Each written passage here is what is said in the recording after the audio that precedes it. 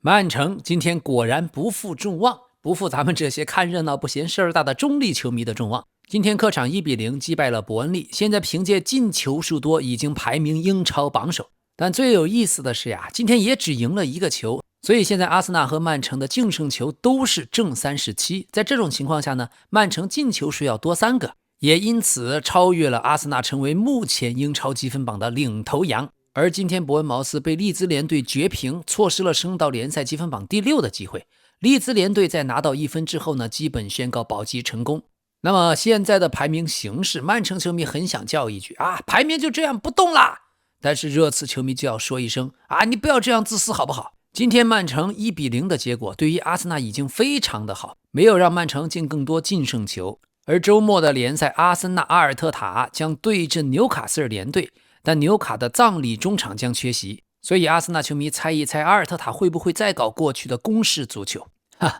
今天的比賽呀，是開賽僅僅5分鐘，多庫在左路直塞哈蘭德，從半場開始一個單刀球，哈蘭德跌跌撞撞，但調整了自己的身體，利用極好的平衡能力單刀破門。時隔117天，曼城重回英超榜首，最後只剩5場球了，是真正意義上的奪回了争冠的主动權。今年的英超不僅是争冠，大家還在争五，而且還有保級大戰，全部太好看了。不愧是世界第一联赛，到現在各个階段頭中尾各階段的球隊都把懸念拉滿。而看賽程，曼城後面是4個中游隊，既沒有奪冠壓力，也沒有保級壓力，可能是最好打，沒有一個有意願進歐戰的。但阿森納要面對3個倫敦的德比，2場歐冠還接着聯賽。所以曼城現在聯賽冠軍的可能性已經大於阿森納，但是老 K 從賽季開始到現在包括現在，我仍然想阿森納奪冠，我仍然預測阿森納奪冠。今天這場球，曼城在剛剛踢完了天王山決戰之後，體能和球員的心力消耗了太多，而且今天的伯恩利輸了就降級，所以球員也真是拼了命了。最後34輪過後，伯恩利只有20分，距離西漢姆聯隊已經有13分的差距。而曼城在英超對陣升班馬已經連續30場不敗，戰績為27勝3平。那麼伯恩利在他們的隊史，這是第5次從英超降級，又是一次1年遊。伯恩利隊中有過去曼城的老將功勳球員凱爾沃克，但是今天在對陣曼城之前接受採訪說呀，我來伯恩利之前我就知道有降級的可能性，但下賽季我還會在這兒。我覺得這就是足球，這就是足球的魅力和殘酷。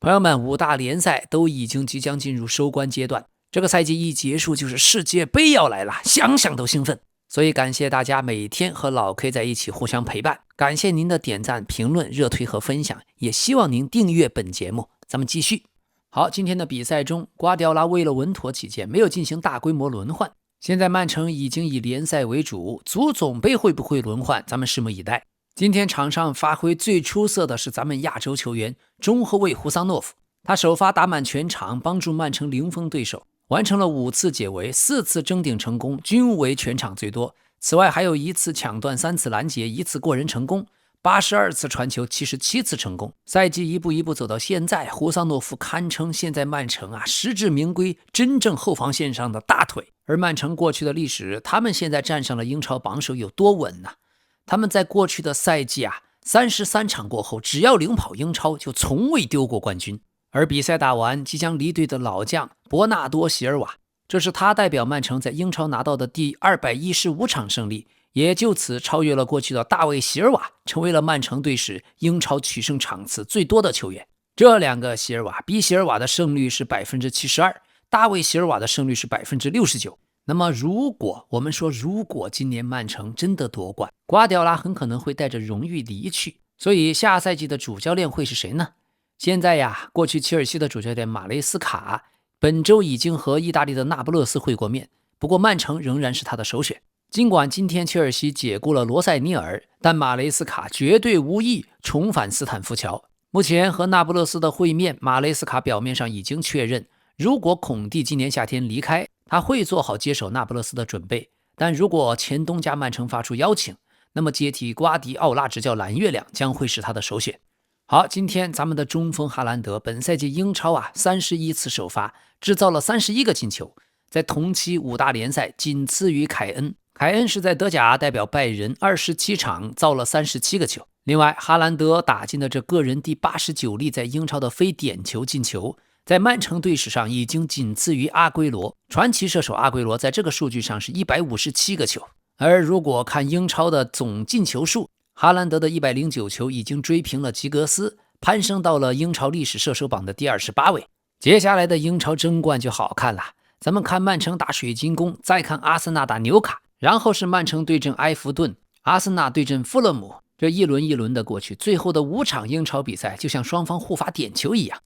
好 ，OK， 今天的西甲，巴塞羅那也是1-0小勝塞爾達。上半場第40分鐘，亞馬爾在禁區突破造了點球，並親自助罰命中。但是在罰進點球後，亞馬爾由於連續作戰，他的左腿膾繩肌受傷，就此退場。現在不排除有輕微的肌肉撕裂的情況，如果確診，他將缺陣2到3周。所以目前看，亞馬爾參加西班牙的世界杯問題還不大，但巴薩內部已經陷入了極大擔憂。因為今天首發出場的坎塞洛也是開賽僅23分鐘就因傷被替換下場。好在目前的消息指出，坎塞洛僅僅是出現了一些挫傷的情況，並無大礙。但不管怎麼說，一場比賽就傷了2個主力，最令人揪心的無疑是大腿呀，亞馬爾的傷勢。在今天亞馬爾罰進點球的一瞬間，他立刻舉起手臂，這不是慶祝，而是向隊醫發出了求救信號。當隊醫看到亞馬爾捂住了自己的左腿後側時，迅速做出了換人決定。因為世界杯已近在咫尺，距離西班牙隊世界杯首戰只剩49天，所以任何風險都必須規避。5月10日，巴薩有對陣皇馬的國家德比。目前在這場比賽，巴薩很有可能提前鎖定聯賽冠軍，並在國家德比中可以盡情慶祝。然而亞馬爾的受傷讓這一切蒙上了陰影，已經有人開始猜測亞馬爾本賽季可能提前報銷，但一切仍然需等待官方確認。所以今天對巴薩主帥弗里克來說是沉重的打擊，不僅影響了接下來的西甲賽程，最關鍵是皇馬的國家德比大戰迫在眉睫，這真是雪上加霜啊！今天西班牙的裁判又搞節目，第55分鐘，費蘭托雷斯本來是禁區凌空抽射破門，但 VAR 回看吹罰越位無效。可是我們看 VAR 的那個畫面呀，怎麼看都不像是越位，真的是離譜。VAR 和現在西班牙的裁判真的是讓人覺得像做夢一樣，天天都在搞綜藝節目。好吧，今天切爾西這邊官方已經發布了公告，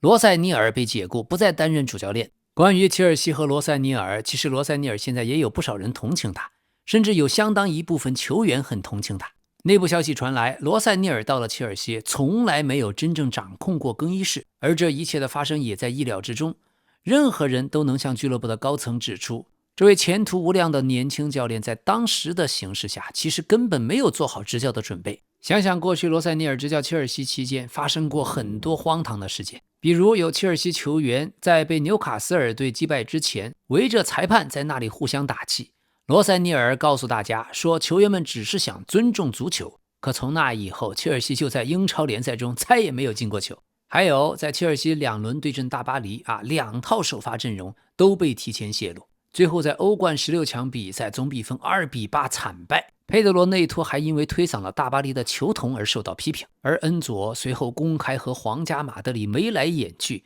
被俱樂部禁賽2場，之後呢又重新戴上了隊長袖標。還有羅塞尼爾曾經對阿森納的教練在切爾西熱身的時候闖入自己的半場的行為非常不滿。另外還有庫庫雷利亞的理髮師，這個理髮師在周二客場挑戰布萊頓之前提前泄露了球隊陣容。但在此前呢，俱樂部內部人士還一直堅持說羅塞尼爾會留任，即便他沒能帶領切爾西獲得歐冠資格。當時切爾西從斯特拉斯堡簽下了他，羅塞尼爾當時還只是在斯特拉斯堡學習。但青湖集團不管這個舉動冒着得罪斯特拉斯堡俱樂部球迷的風險。而現在大家都同情羅塞尼爾在切爾西沒有機會進行季前備戰，接手球隊呢又面臨諸多挑戰，包括有幾名關鍵球員的受傷。最後更衣室爆炸，更衣室裡面有部分球員覺得羅塞尼爾的戰術根本就難以執行。最開始羅塞尼爾上任的時候，賽程很密集，幾乎沒有時間進行有效的訓練，所以他也擔心推翻馬雷斯卡的戰術會讓球隊感到困惑，於是一開始還是沿用馬雷斯卡的戰術。直到後來切爾西終於開始有了一些空閒的周中賽程之後，羅塞尼爾才開始注入自己的理念。但這些理念一注入，就帶來球隊災難性的下滑。由於過去羅塞涅爾只是在法甲的斯特拉斯堡取得了一定的成功，所以他從來沒有執教過英超球隊。於是在更衣室裡面，隊員對他意見不一，尤其是講西班牙語的球員們對羅塞涅爾尤其不認同。像庫庫雷利亞，像恩佐，從他倆的發言中就能看到，兩人都談到了自己轉會西班牙的可能性。而在切爾西，隨着羅塞涅爾執教生涯的走向逐漸失去了控制，球隊領導層的會議也變得越來越冷清，主教練難以達到他所期望的那種球員的參與度。最後在訓練場，幾乎每周都有球員冷落羅塞涅爾經驗不足的教練組，甚至有球員私下給他起了個綽號叫代課老師。而羅塞涅爾關鍵的戰術決策也受到了球員的質疑。有人認為羅塞涅爾在2回合對大巴黎的戰術過於開放，這導致大巴黎最終以總分8-2橫掃切爾西。還有，在羅塞涅爾將切爾西的雙後腰陣型改為單後腰之後，那麼凱塞多的任務過重。不過呀，切爾西队內大多數球員還是認为羅塞涅尔為人是非常正直的，而且他更受队內的英格蘭球員的歡迎。但是當查洛巴、帕爾默和里斯詹姆斯這些英格蘭球員在羅塞涅爾执教後期相繼受傷以後，情況變得更加複雜。最後，許多球員都对他的指示感到困惑，並開始對主教練失去信心。越來越多的球員聲稱，他們不明白這位壓力巨大的主教練到底要求自己要做什麼，而比賽中途就頻繁更改戰術，更是加劇了這個問題。隊內的消息人士說，球員的態度其實並沒有問題，真正的症結在於主教練和球員之間的溝通不順暢。羅塞涅爾的要求很高，信息量也很大，除了集體訓練之外，他還安排了許多個人訓練。可球員們很難跟上他的節奏，所以每個人都很沮喪。大家都知道成績應該更好，但球員們感覺自己根本不明白教練的要求，也不認為現在的情況會有所改善。所以最終切爾西的2位老板伯利和埃格巴利決定更換主教練，這也是他們在本賽季的第4位主教練。目前切爾西解雇羅塞涅爾之後，由助理教練麥克法蘭帶队。麥克法蘭在隊內深受球員們的尊重，所以前2天老 K 也說了，賽後羅塞涅爾對球員的抨擊已經難以挽回，那也是他真正和球員們和更衣室進行決裂的表現。雖然羅塞涅爾和切爾西當時簽訂了一份為期6年半的合同，但僅僅過了不到6個月他就下課。接下來切爾西現在的這種理念加上無緣歐冠的可能性越來越大，那麼使切爾西想尋找下一個理想的主教練，讓這條道路变得異常艱難。目前的情況下，哪一位頂級教練會想執教切爾西呢？這絕非易事。現在切爾西隊內的小將18歲的埃斯特旺已經確定缺席本賽季剩餘的所有比賽，而由於埃斯特旺將世界杯作為了備戰的首要目標，所以在切爾西他將至少缺戰30天左右，短期內也不會進行手術。埃斯特旺優先考慮恢復健康，以備巴西國家隊的徵召。好，今天的德國杯，拜仁慕尼黑2-0戰勝了勒沃庫森，晉級決賽。哈里凱恩和路易斯迪亞斯分別破門，路易斯迪亞斯跟上一場一樣抽象了一整場，最後卻進了個球。拜仁本賽季真的太強了，而且拜仁的女隊也剛剛獲得了第8次德國女足最高錦標，提前4輪衛冕了聯賽冠軍，也斬獲了聯賽的4連冠。接下來對拜仁和孔帕尼來說，最重要的就是跟大巴黎的決戰，這也像是提前上演的決賽一樣。好，大家輕鬆一下，先看一下日本國腳上田騎士。上田騎士的老婆不菜月是日本的時尚模特，也是社交媒体上很有影響力的博主。而上田骑士本賽季在荷蘭甲级聯賽出場28次，貢獻了23球1個助攻，領跑荷甲射手榜。他也是菲耶諾德現在第1球星。有一說一，這個老婆很漂亮，而且我總覺得日本女孩很會打扮，再加上她們的性格氣質，有一種非常讓人舒服的感覺。穿搭呀，這些都讓你覺得很合體。